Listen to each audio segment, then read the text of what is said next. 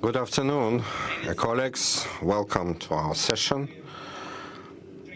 We are traditionally using the Finapolis site to discuss everything which is happening in the area of financial technologies and microfinancing. And this is combined very well. We don't have much time. We have slight delay. I hope that will be within 1 hour. We need to act fast and not to abuse time and answer briefly.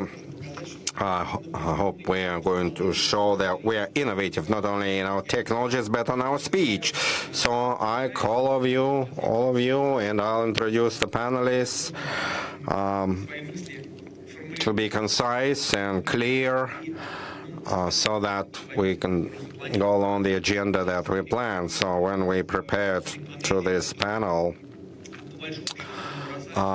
we sketched more 21 issues. It's not the conversation for 1 hour, much more. It was so interesting to know about various areas of activities of companies dealing with finance and payments, online, using all internet, immediate solutions, like very easy, paperless, so many other aspects. So we'll have to just start the discussion and kick off this forum, and those interested in this discussion could find some further informal discussions.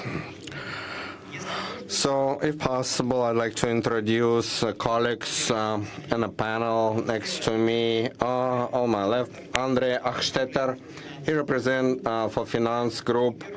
It's not the first time he takes part in this event. He was a star of our last Finapolis. I hope that we'll do fine. Thea, thanks for coming to Russia. Thanks for contributing. Nadezhda Dimchenko, Director for Regional Development and Client Products and Services, MigCredit. We'll be glad to hear your presentation. Nikita Lomakin, CEO Microloans. Kira Matveeva, I don't see her, but I know she's here. Product Director, Lamoda Group, and Timofey Shagun, CEO on Revo Technologies. So this is our group, and myself, Vladimir, Deputy Chairman of Central Bank in charge of supervision of microfinance sector. So if we start, I need to say the following. Today, within our panel session, we talk more not about microfinance organization, about fintech. Microfinance organizations, in this sense, is just the instrument or one of the forms that basic financial services use in financial technologies. And for us, it's obvious that we have this chain that all of us want to be based on online trading. Nobody needs stories like offices, paperwork, although possibly some of the colleagues sitting here would argue about that. I will ask a question how the movement into online trade is expressed in all areas, including finance. So according to forecast of e-commerce foundation Global Online Trade, business to customers, B2C in 2019, is supposed to reach turnover more than $2 trillion and sustainable annual growth about 10-11% is forecasted. That's very impressive, and it tells us online is very important both in finance and in trade. So, question, whether online is enough as itself? Of course not. Even using online products and platforms, everybody wants some maximum simplicity. Like Uberization that we are observing is expressed everywhere. Everybody wants not like one click, but 1, 2, 3, 5 clicks, but not more, and not filling out loan application forms. And we see how taxi aggregators are growing, have serious volumes. And if we take research of Discovery Research Group, they show that aggregators in 2018 grew two times. It was so simple, without documents, etc. So, apart from simplicity of Uberization, we see a change in values. That classical providers of financial services at least start to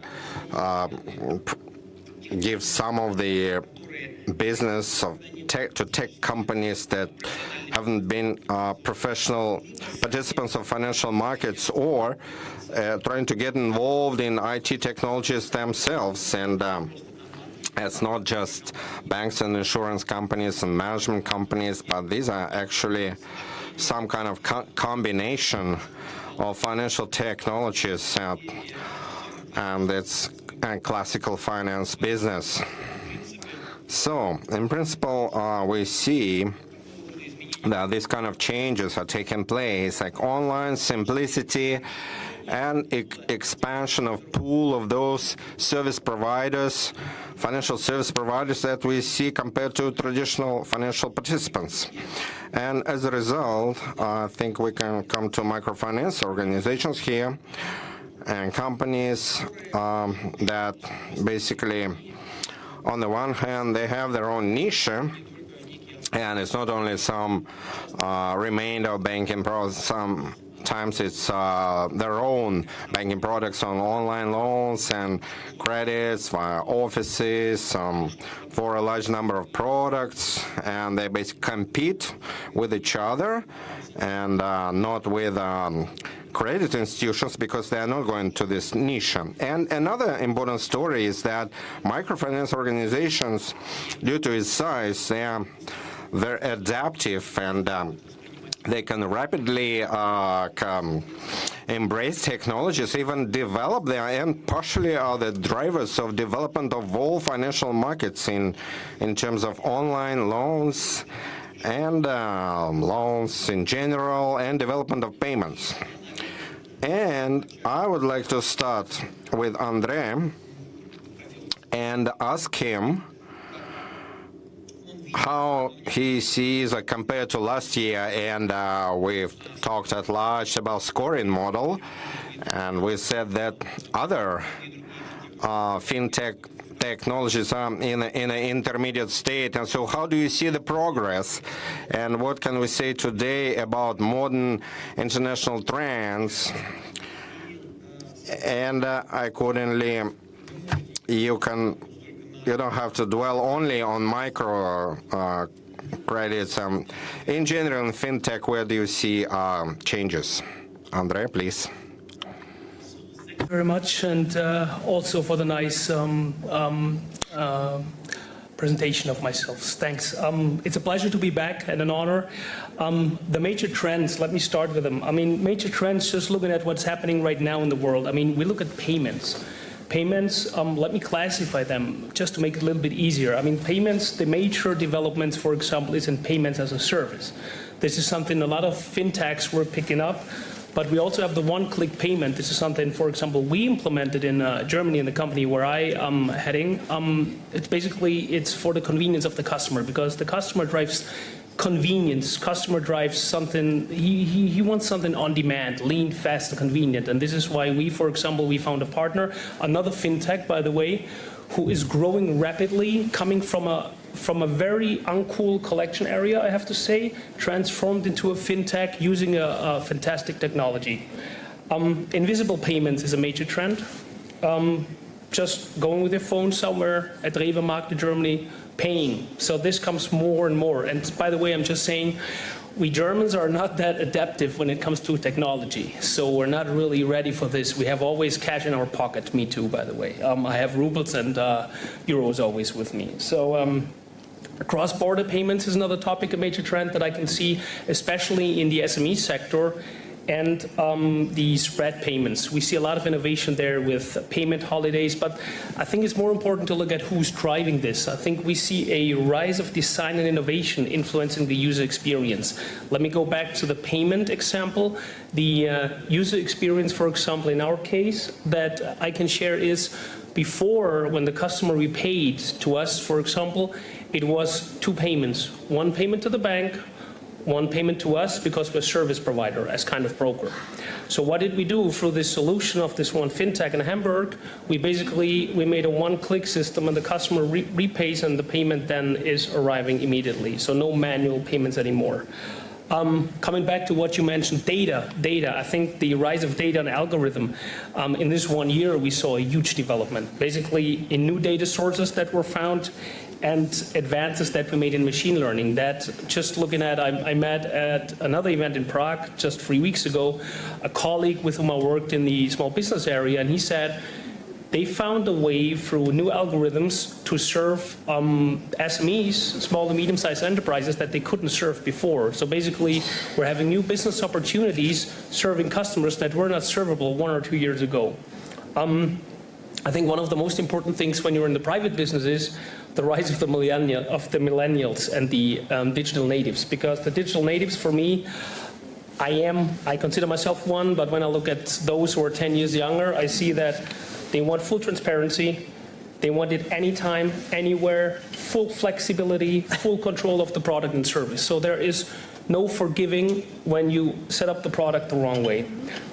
And this, through a tool, I would say the smartphone, we all have most probably one with us. This is also driving the innovation, basically because it's always on, it's always with us.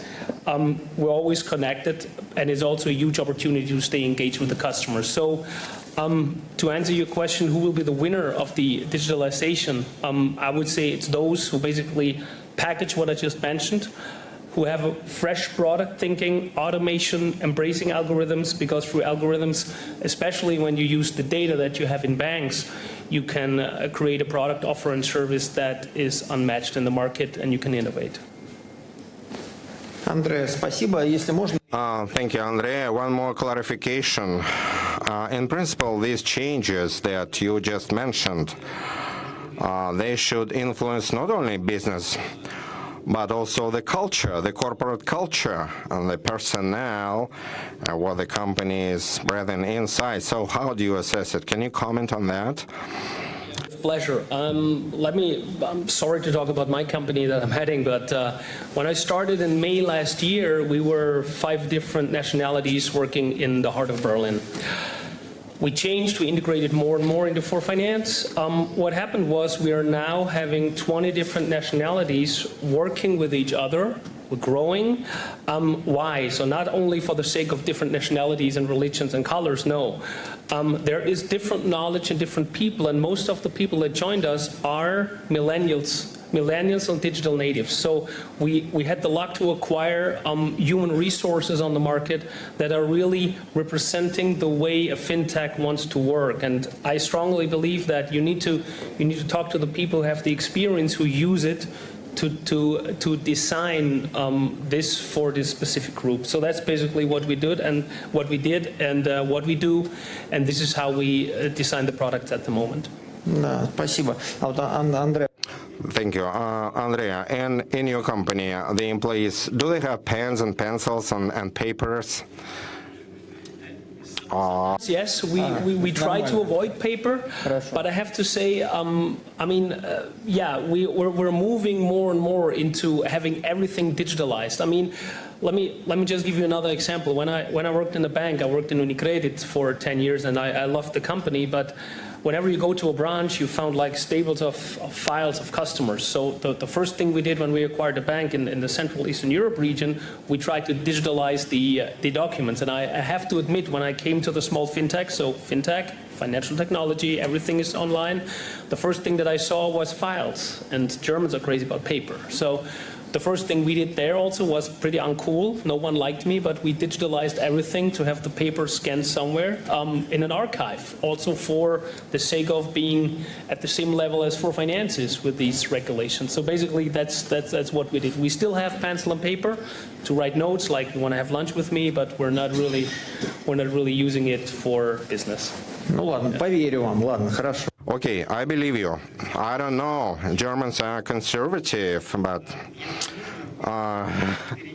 so let's move to the next speaker. Timofey, Shagun, I'd like to ask a question to you.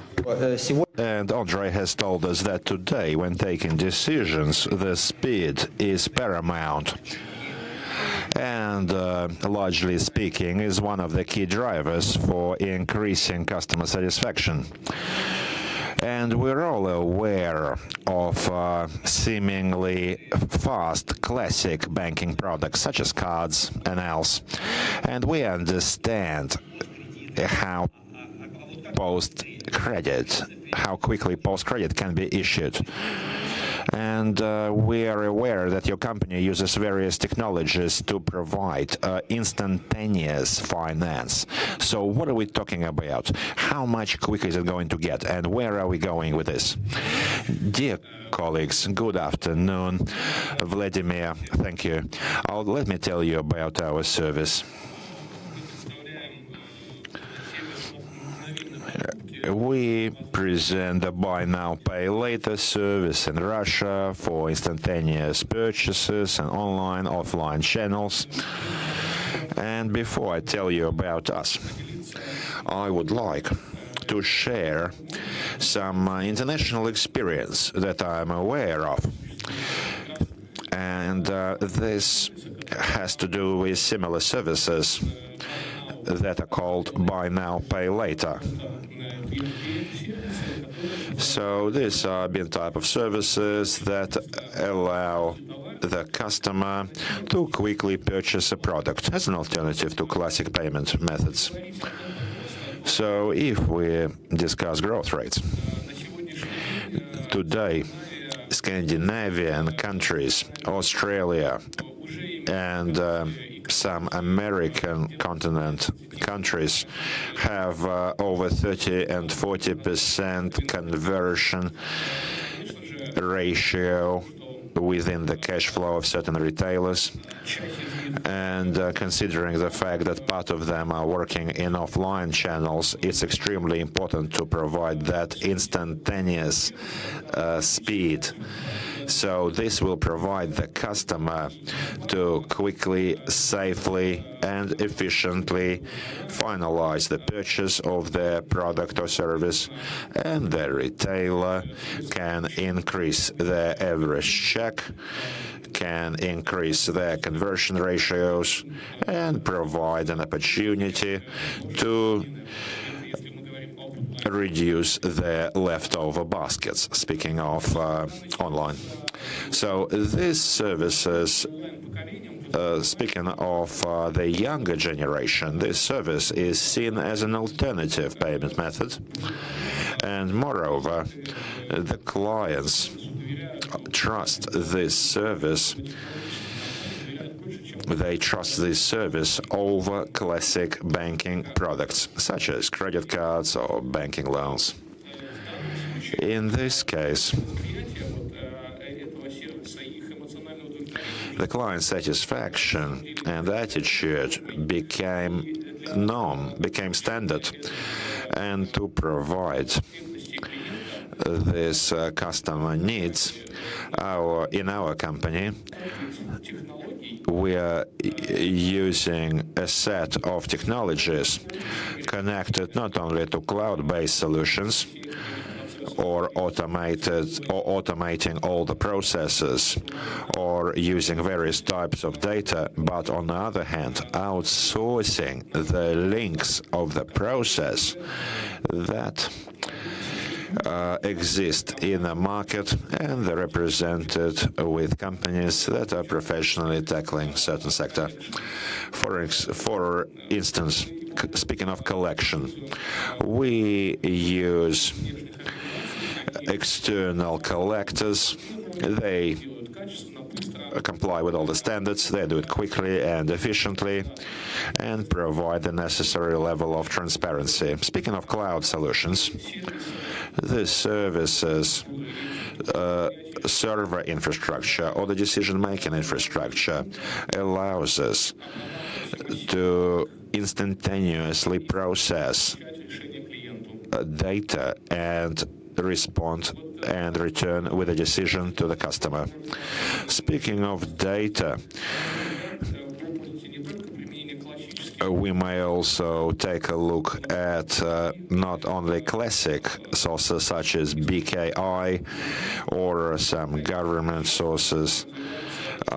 Today, some non-classic systems are actively developing. This is social media, behavior of clients online, traffic of mobile applications from mobile apps or web browsers. Summing up, our company using such services allows us to not only optimize our processes economically, but also to increase customer experience, improve customer experience in terms of the fast service. Our solution, in a nutshell, is a 2-minute processing without any paperwork, which is seen as norm by many today, and provides omni-channel solution for the retailers, necessary response and necessary sales conversion without losing their clients. Timofey, I have the following question for you, and this question stems from the plenary session. There was a discussion about who the drivers are today. German Graf from Sberbank said that these are only large companies and large banks, and he said that 80% of new technologies is created by them. However, Elvira Nabiulina, the chairman of the central bank, debated that point, and in her opinion, she said that 20% at least is created by smaller companies that are quite fast in adapting this. Now, which side are you an advocate of? Speaking of small business compared to large monsters, do they have a chance to create productive new technologies and not just to sell them off to the big players, but to develop and become full-fledged partners of these large providers? Well, speaking of the payment solutions for the clients, in terms of opportunities to pay with a card which is connected to the phone, of course, these solutions are created by large players, large corporations. Russia has gone a long way compared to other players in the international community in terms of a solution that is similar to ours. When we provide an alternative payment method, such as instantaneous finance with possible spread on payment, in my opinion, smaller players, their capabilities, their mobility, and their regulatory capabilities allow them to move to be one step ahead of the large players. So they're not only using the services, they're creating them. It's a pity that Mr. Graf is not here now, because we could have debated that point. Well, my colleagues in the expert panel will support me, I think, and all of these cases have been created by companies similar to ours. But let's take a step back. And today at the panel, we have a managing director from Lamoda Group, an online retailer, Kira Matveeva. And Kira is not a provider. She is not a financial services provider. She represents one of the leading online retailers, fashion retailers, millions of clients. But obviously, Lamoda Group is seriously using various financial technologies. And it interacts with various financial providers. And here I would like to ask Kira the following question. How does using technologies which are fast, simple, and are based on analyzing big data, how much does that change customer loyalty towards the provider of these services? What, in your viewpoint, are the customers more willing in coming to you, or are you more neutral? Thank you very much. Yes, I'm responsible for developing products and mobile apps at Lamoda Group. And one of our most important challenges is to develop a platform which addresses customer needs in terms of fashion and lifestyle. And of course, we have over 13 million regular customers that come to us every month for their purchases. Of course, they need various things. They have various needs. Some of them want to buy an outfit for an upcoming event. Others have to renew their family wardrobe. The third type can see a great discount offer. And it may be a sale item of season, and our job is to provide individualized, personalized solutions to our customers that can address their daily needs. And it's great that financial technologies are assisting us along this way. As to do with online shopping, the customers define the high demands to online shopping. The speed, the pace of life is increasing, the pace of decision-making is increasing, and customers want to shop online 24/7 and get it delivered free.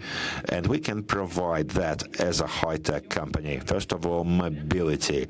Millions of products, thousands of brands available to users in a one mobile app in their pockets. Online shopping is available anywhere, anytime, even over a cup of coffee at breakfast or on the way to work. Our platform has over 70% purchases, 70% of the purchases made using mobile devices. We also provide high-quality service standards. A customer can make his order in Moscow in the morning, and we will deliver it by night. And of course, we can provide timed delivery, and recently we have launched a virtual shoe fitting room using augmented reality technologies. And if a user has an Apple phone, he can point his camera at his foot, and he can see the way the shoe will look on their foot before actually buying it. As to do with payment methods, we're expecting more products for our clients that can satisfy their needs. And I'm speaking of mobility, speed, personalized approach. And it is great that these technologies are emerging, such as speaking of products from the buy now, pay later range. And we're working with our partners with such products. Speaking of Revo, Revo is our partner that we're using this system with. A client can process a spread payment, a delay payment at any platform. They can get an installment plan.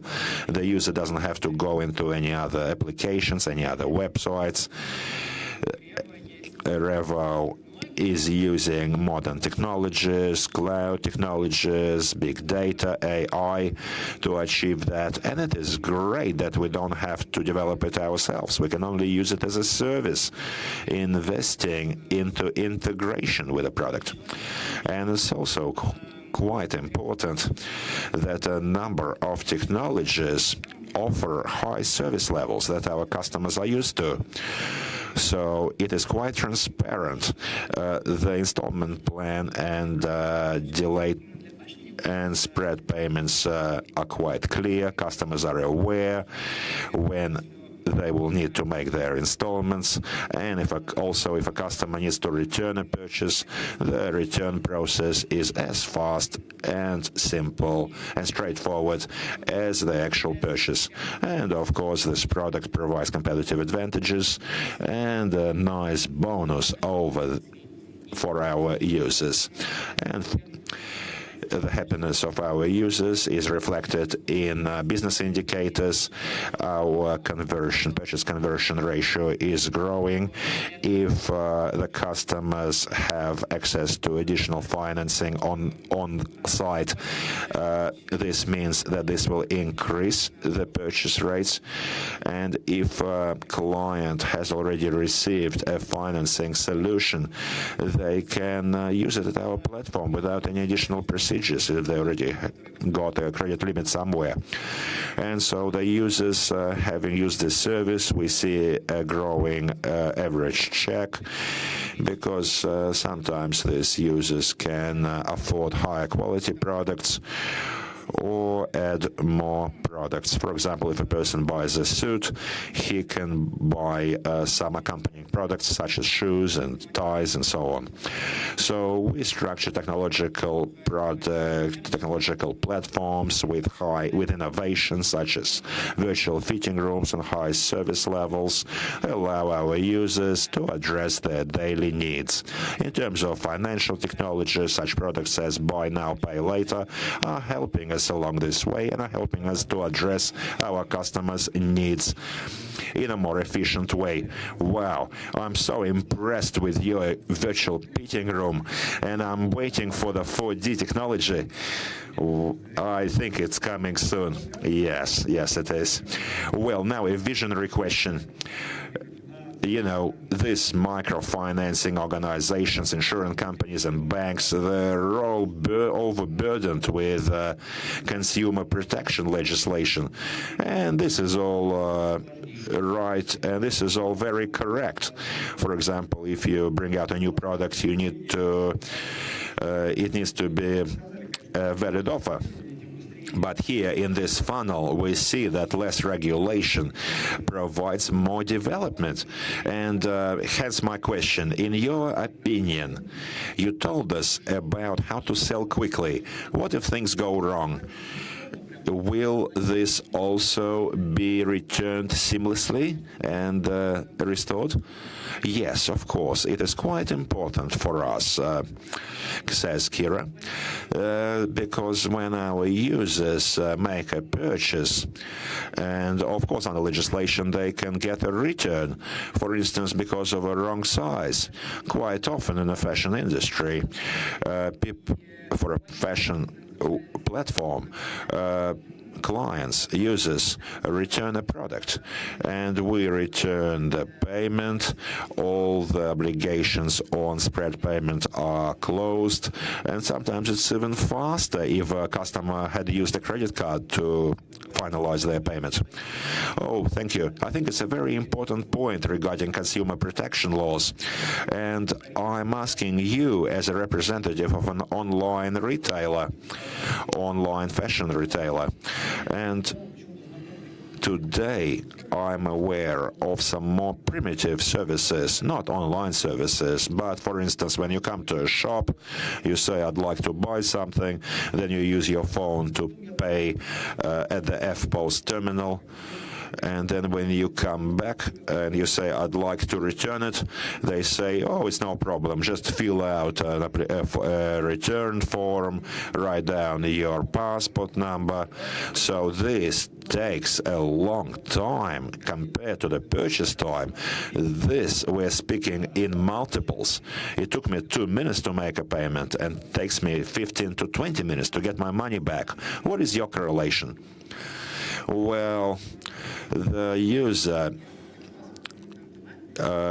can use several ways of returning a product. If they had used their credit card, cash, or a spread payment, it is regardless. The process of returns is fast and straightforward, and it does not depend on a payment method. It's very important for us also. Thanks. It seems to me that I'd like to move to our next participant, Nadezhda. So I think the company where you work, MigCredit, is very strong that it can offer not only financial services to a client, but combine it with some like household needs, like a hybrid.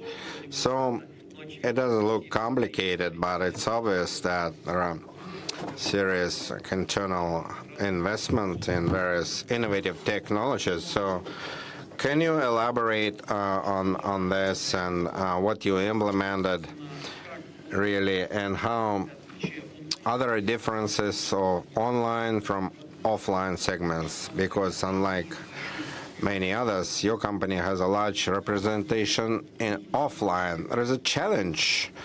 Destiny, please. Thanks for your question. Yes, this is really so. Speaking about MigCredit, we are specialized both in payday product and installment products. So my comment will be more related to installment product that extending significant funds, fast, simple, and technological with regulatory requirements and compliance. And for our company and microfinance sector, it's not a secret that the business model is built that main profit is on repeated client contact, and it's a simple and complex task how to make with the first interaction with a company and the client could get a relevant product that he requested, and the technology, the one that would be convenient for a client and to get this product simple way. We determined two strategic areas that we work in. On the one hand is product line, on the other hand the technological services, how we provide the product to our clients. Speaking about product line, I won't say that we made a serious upgrade recently. We diversified our product line. We worked on installment product, and we segmented our clients. And this is natural.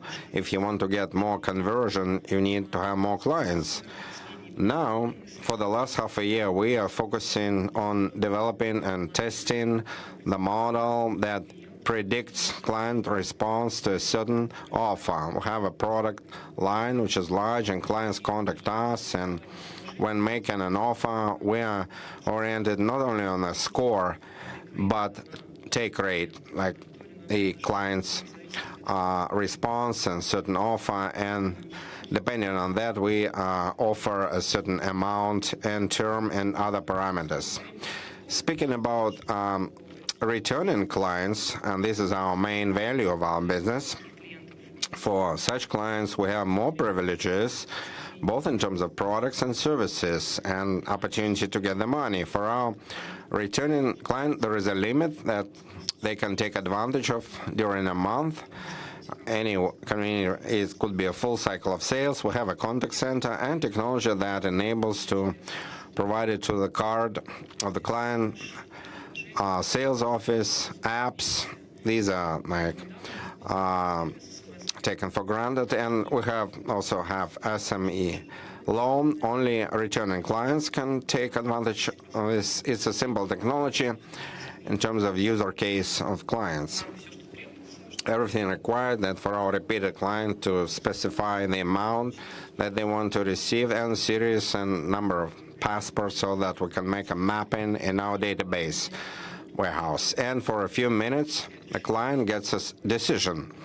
We get the number of transfer, the client can get the money, and the service is actively used and is popular, and we support contacts with clients. We do questionnaires on what they like, and what they want to improve. So this service is a unique story. When we made a questionnaire, we haven't got any negative feedback. Even the clients who didn't take advantage of this that we rejected, they say it's great, and this service is developed because it's simple and fast without any additional paperwork. For a few seconds, we get the decision. So thanks, and if possible, I will come back to you. And speaking about technologies, then probably our credo that we use is money and with financial requirement. If the client has a demand, a small amount, or up to 100,000 or 300,000, then it's okay. You can easily and fast for a few minutes, even without application, if it's about returning clients, you can get a decision and find a way that you receive the money. You said about how our hybrid model is living. Yes, we have a network of sales. At the same time, we actively develop technologies. We don't see any contradiction here. Absolutely, the model is effective and approved. So what's happening is, speaking about sales network, clients come, those who want to get certain amount, and we need full identification. The sales network covers it all, plus we have a certain risk, which is usually lower than online sales. Speaking about online sales, then if you have a requirement, you can activate it via SMS or call our contact center or app. In one click, you get the money you need. But the risk is slightly different. It's higher. But again, it's allowable for the business model to be profitable. And we don't plan any expansion of our sales. We are represented in the key regions, and all the story is covered by our online services. And we opened a few years ago a new segment of clients is POS clients. That's clients of our partners. Again, this is fully in line with our strategy and vision, money instead of financial requirement. And the clients don't just take the money as paper, they take money to resolve certain requirement. And it's quite fast solution, and we transfer money, the client picks up the product, and it's all good. On the other hand, recently, through our partnership network, we cover issues of identification. If there are clients in offices of our partners regionally, and it does make sense to open a small office and OPEX and management, so we can, clients contact online, we approve the amount and give the opportunity to get identification and get the money at the points of sale of our partner. So this is quite promising, and we plan to further develop it. Can we go deeper on online, offline, like the portrait of a borrower on the client? Is it similar, like their characteristics, or there are different groups? This is first. And second, well, comparison is not correct, but for information, we have discussed this topic with the insurance community, and it seems to me there is a consensus that currently just moving to the digit is not possible. Sales through live agents are required. So what about your offices currently? Do you see them as a final, or you see it as a stable business, sustainable, that will continue? I'll start with the end. As of today, I said that for us, offices are our core business. That's what brings up profits, and we have a working business model. In principle, we don't plan to leave or reduce our sales network. We don't have this goal. Even my position, I combine two things. On the other hand, sales network and creating digital technologies and services. So the focus that we take on currently is the following. The offices of sales provide large amounts for ID.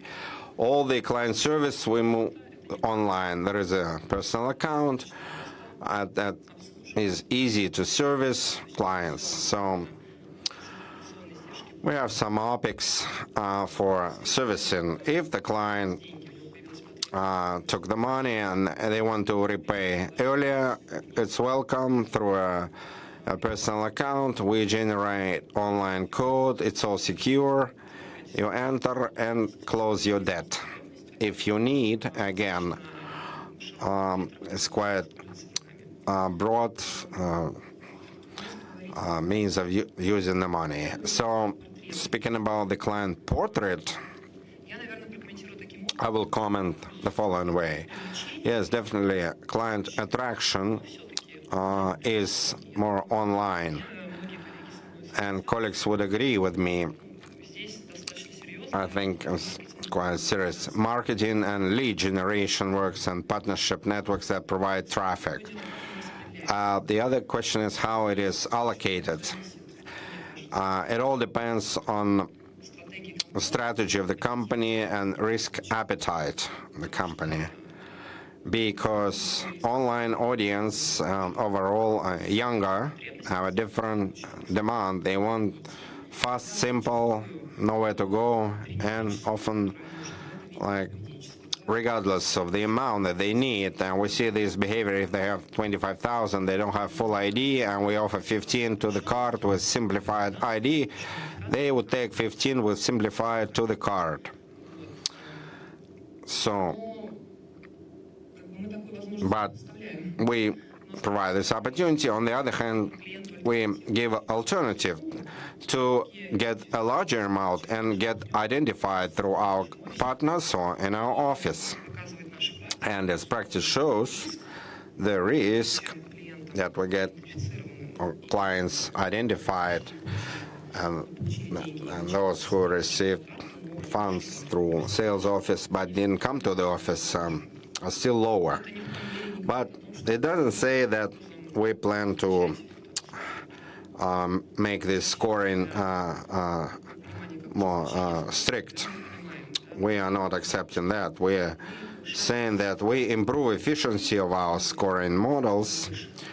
We use more data that we receive from partners and credit history bureaus. And our main goal is not to reduce financing, but within this incoming flow to be able to reassess it, reevaluate somehow the clients and understand their score and offer where we can offer financing. And our main goal is for clients to come back to us, to return to us if they need.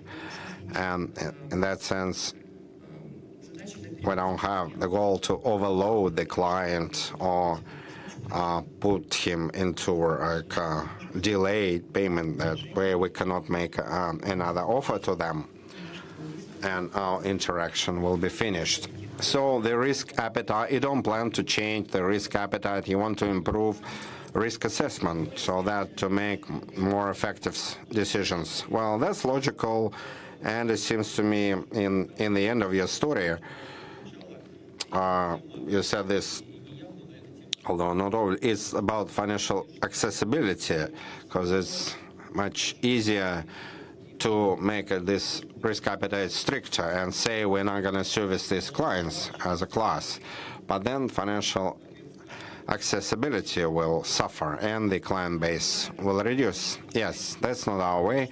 We understand that demand is there, and if we make our requirements stricter to our clients, we are not going to resolve the general task, because the shadow market will develop. The clients will try to cover their demand in funds. So we act as a last mile for the client when we say, okay, we're ready to finance you, and we give you the opportunity if your financial component, like financial story change, and you're ready to repay the loan, then yes, we'll give you a tech simple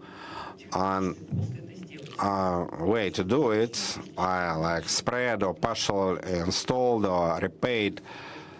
Okay, thanks. I thought, honestly, the last mile are those friends and relatives, but you also are here. Okay, thanks a lot. So, question to Nikita Lomakin. So what we discussed is all about your cases and this seamless combination with trade online platforms and immediate credit decisions. Can you tell about your approaches in this area and some interesting cases, and maybe you will follow on those previous speakers or emphasize the features that were not mentioned?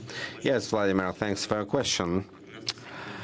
Really, we accumulated significant expertise for 7 years operating in the Russian market. Initially, we positioned our platform to quickly as B2B2C service, meant our final clients borrows physical persons and individuals, but the first contact is established via our partnership network. First of all, e-commerce shops, we work only online. So I would like to emphasize that as our evolution of sales is the name of our session, we noticed a trend that those partners on online shops that worked with us 3-4 years ago, they continue working with us. And it seems to me it's very important because we satisfy the requirement of their clients and influence positively on their own economics. Speaking about the names and cases, I'd like to specify a few. Like one of our first partners in air ticket sales, avia sales. We started working in 2015, and we're still working. This was one of our first integrations. We integrated directly. I mean, required time for on their side. Then it all worked seamlessly for our clients. They moved to the website, selected a ticket, and went to our page, and we got all the details of the trip from a partner. And in case of approval, we processed the installment loan for this ticket. So for this integration, we have significant number of partners that are direct integration with us. It's air tickets, Kassir.ru, that's one of our largest partners. But we understood quickly that not all the partners are ready to spend resources for integration. That's why for the last 2-3 years, we improved our technology, and we offered partners integration via their own existing payment systems, the systems that make banking acquiring on their website. In any online store, they have their own payment system, about 7-8 largest. We integrated with all of them. If the shop wants to connect our installment payment, it's enough to contact their payment partner that they have long-standing relation, and they connect this option, and checkout is possible to pay with card or cash or electronic money, installment or loan. And that makes our life easier. And we are growing. We could connect smaller e-commerce players. And another case study, working with credit brokers, and we already discussed with colleagues how we split this with the banks. And I'd like to give you one example. We're working with 2 large online players dealing, and we work through a credit broker. It's an organization that connects various banks. And recently they started to connect Microfinance. I think colleagues from Revo know them very well. So we noticed the trend, Ozone, they went online market loans in the beginning of this year. and they connected banks, standard set. They'll know those who work in post loans. So recently, we had a reconciliation with our own colleagues and learned their feedback from clients and others. We found out that we are top one among for Ozone. We are the largest creditor. Why? It seems to me it happened organically. They like the speed and the no contracts and no complaints from clients. So deliveries, we compete with banks. They have also installment like banks. They compensate the rate. For us, it was a small surprise. Because we understood that we are in the top 3.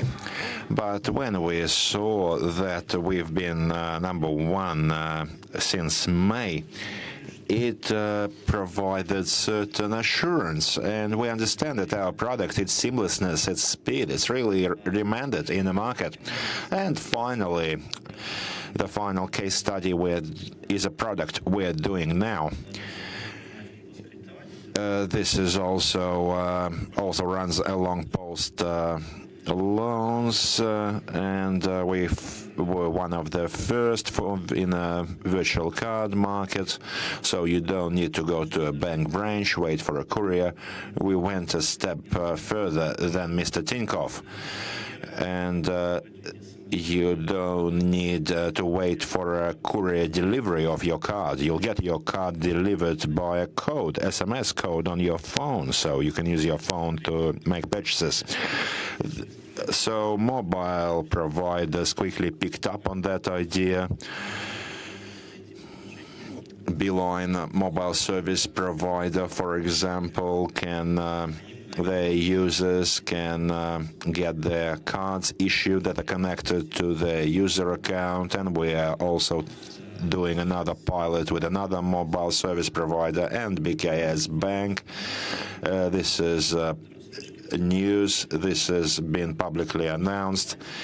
We are introducing a new installment payment card for various large chains. Speaking of Gazprom Neft service stations and Perekrostok supermarkets, it will be somewhat similar to a loyalty card for the stores, but it will provide the clients an opportunity to make payments and get your products, get your spread payments. So these are our key products, and summing up, I'd like to tell you more about our interaction with the banks. So it is true, we are competitors on some platforms. We are fighting for clients, but on the other hand, we're seeing that banks are greatly assisting us in terms of the technological platforms that are certainly more developed, and they have more opportunity for doing statistics, first of all, with the growth of processing and moving on to joint products related to virtual card issue and scoring and else. So we view the banks as partners first, and we greatly hope that there will be more such conglomerations and cases of cooperation. I think it's an important sentiment. It was an important sentiment. You mentioned your own products and solutions, but your main idea, your main message was partnerships with large players, providers of products and services, so partnerships all around. So if I understand you correctly, that means that it is possible, having a niche, a technology, a will, you can interact, cooperate with everyone practically. It won't be a question of surviving of one. Yes, I feel that ecosystems are being created today, and they can be created as in Lamoda case, they can be created using the mobile service provider base, or it can be a bank that has no appetite for credit risks, but it can provide additional products to customers, and they also use that. So I feel that with time we will be able to see more and more such partnerships. Various players are entering the market, also in the financial sector, post loans, and I feel that this will improve the playing field for everyone, because I think competition anywhere allows for growth and progress. So we hope there'll be more such cases in the future. Thank you. Nikita, please correct me if I'm wrong. I think you have come very close to this topic, and I'd like to touch upon that very briefly. So we touched upon the marketplace subject. Credit brokers, never mind them, let's leave them aside for now, but everything else you said, Ozone, Lamoda, online retailers, and on the other hand, various providers, banks and fintech companies and service providers, so they met at a certain marketplace in a certain ecosystem. Is that correct?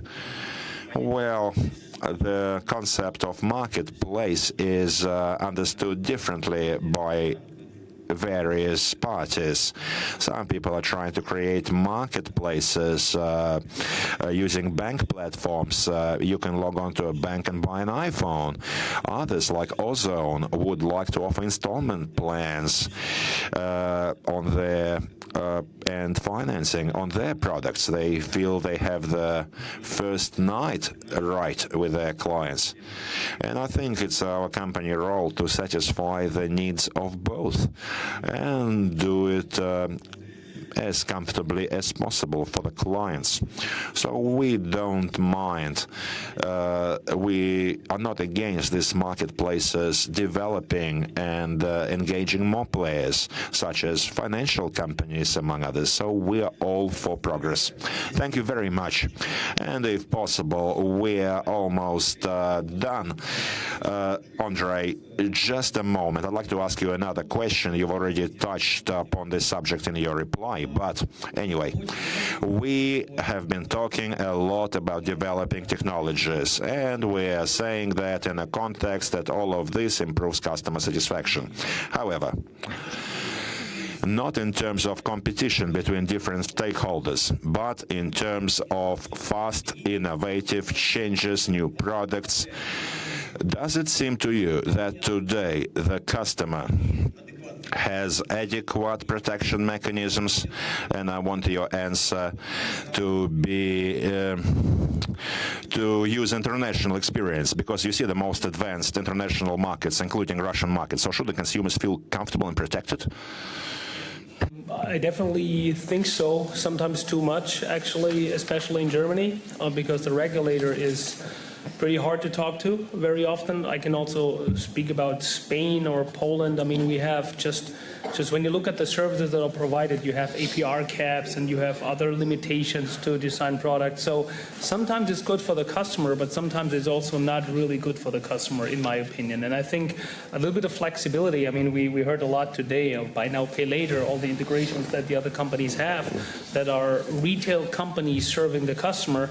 I think these technologies enable, but the regulator also should make the way to have convenient offers for the customers. And let me give you a last example. Convenient offers means when you have microcredits. Microcredits can be customers that are really in need of money, but it can also be digital natives. So when we made a survey and when we hired an agency that actually was screening our customers, we found out that most of our customers, also 80% mobile driven, come from mobile and are digital natives. But when you normally talk about microcredits to big banks, I worked on banking side, was wearing my tie and my suit. I was thinking honestly that microcredits is something for people that are only in need, but it's not true. Sometimes it's hard to really understand the customer, and I think we're getting closer to, but you need to always cooperate with the regulator and you need to explain a lot. I think it's better for the understanding of both sides. Да, спасибо большое. Но в завершение, коллеги, буквально несколько... Thank you very much. And finally, just a few words, dear colleagues. Let me sum up. We have discussed accessibility a lot, and I really enjoyed the idea that we may not have to improve our risk aversion, but on the other hand, develop our models that provide for accurate risk assessments. We discussed partnerships. We discussed partnerships in terms of financials, in terms of trading, and also in terms of partnerships between the professional stakeholders of the market. We also discussed many aspects related to customer satisfaction. This is a point of principle, and I think every speaker stressed that. The speed, usability, minimum data, so everything focused on customer satisfaction. And we saw a very good idea is that a customer should want to come back to return for the second and third time. And also we touched upon a subject, it's very important for me, that regarding the largest players, the small and medium-sized players may not only use, but they may create their own high-tech services that can actually compete successfully with other technologies, also the ones created and invested by the large players. And it's also very important that we practically had not discussed regulation. However, I see two avenues here. It doesn't hinder the current situation, but no one is dreaming of anything like cumbersome, like Basel III in innovation. So I think for this we need to be responsible in our client attitudes, customer attitudes. If we are responsible, everything will remain. Thank you very much for your attention. Thank you for coming. Thank you, dear colleagues.